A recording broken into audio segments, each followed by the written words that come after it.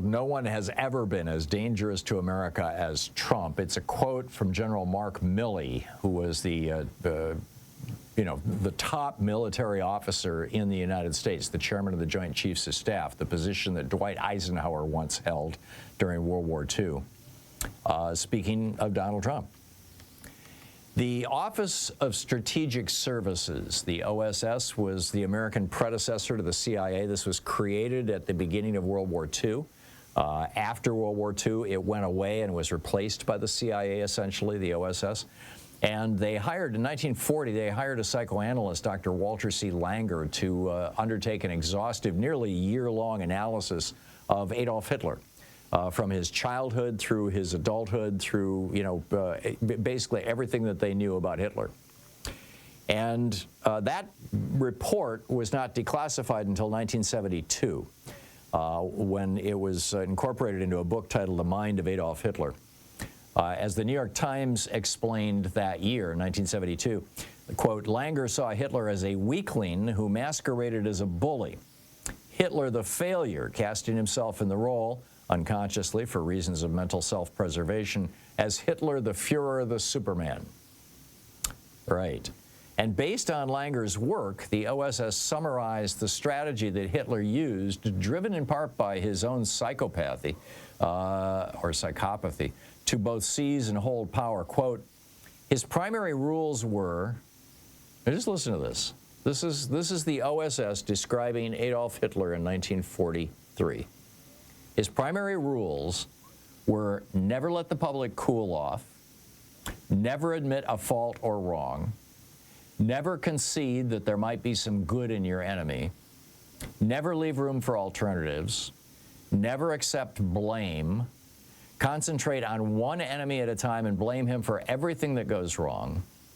People will believe a big lie sooner than a little one, and if you repeat it frequently enough, people will sooner or later believe it. End of quote. Sound familiar?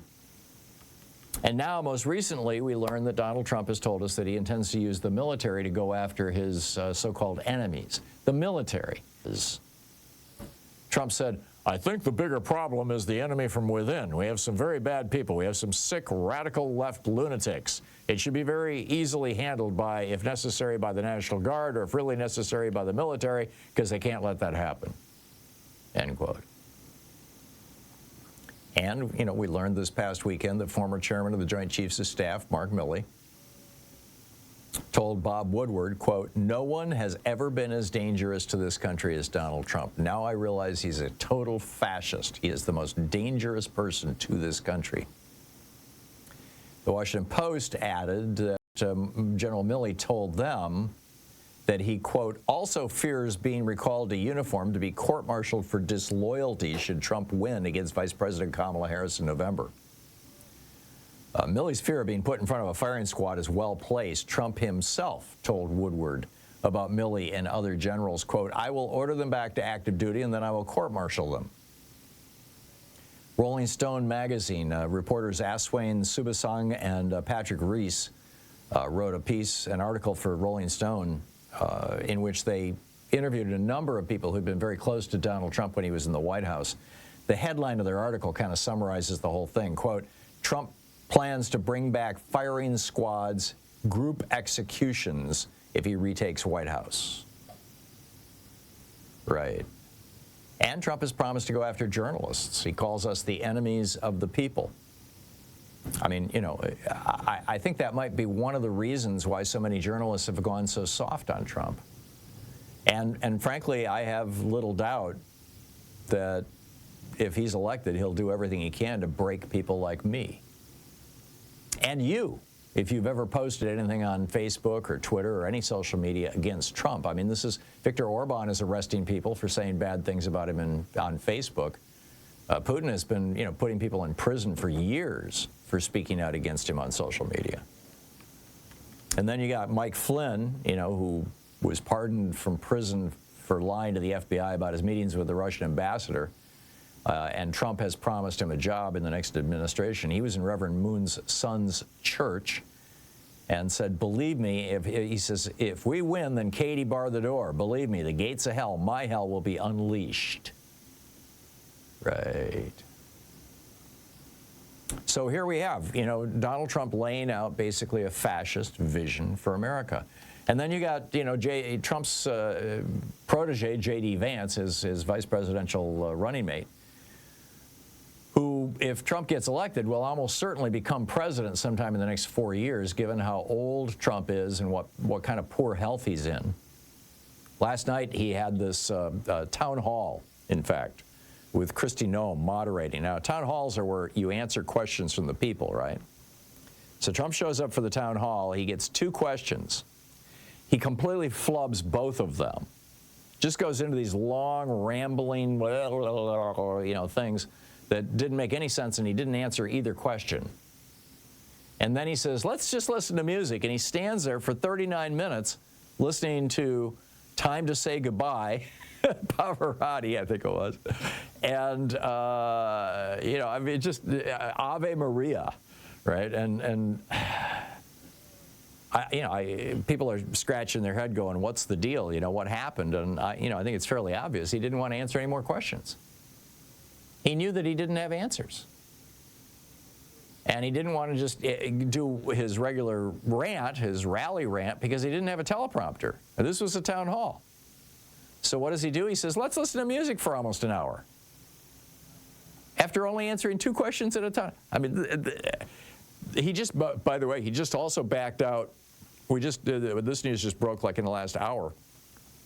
He was scheduled to be on CNBC's Squawk Box, the business show. And he backed out of that one, too.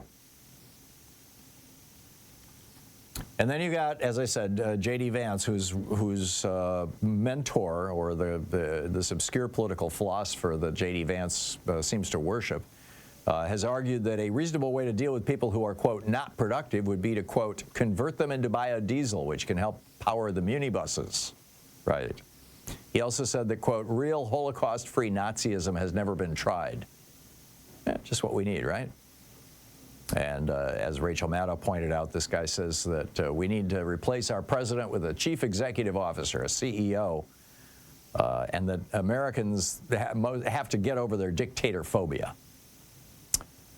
It's not like we weren't warned about these guys. Barry Goldwater in 1964, in the speech when he accepted his nomination for president, Republican nomination for president in 64, he said, and I quote, "Now those who seek absolute power, even though they seek it to do what they regard as good, are simply demanding the right to enforce their own version of heaven on earth. And let me remind you, they are the very ones who always create the most hellish tyrannies. Absolute power does corrupt, and those who seek it must be suspect and must be opposed." But here we are. I mean, Hitler publicly argued sentiments to the effect of, "I will get rid of the communist vermin. I will take care of the enemy within. Jews and migrants are poisoning Aryan blood. And one people, one nation, one leader." These were Hitler's slogans. Sound familiar? I lived in West Germany back in the 1980s. I knew people who were actually, I knew 2 people who were in the Hitler Youth, and I knew one guy who was a spy for Hitler. And, I mean, they were all horrified by what had happened and their role in it, frankly. They're all dead now. But, and my friend Armin Lehman, was the 16-year-old courier who personally delivered to Adolf Hitler the news that the war was lost and stood outside his bunker as Hitler committed suicide. It can happen here. Vote.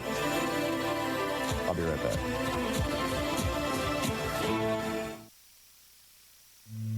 This is the Thom Hartmann Program. 18 minutes past the hour. Stick around. We'll be right back. More of the news right after this.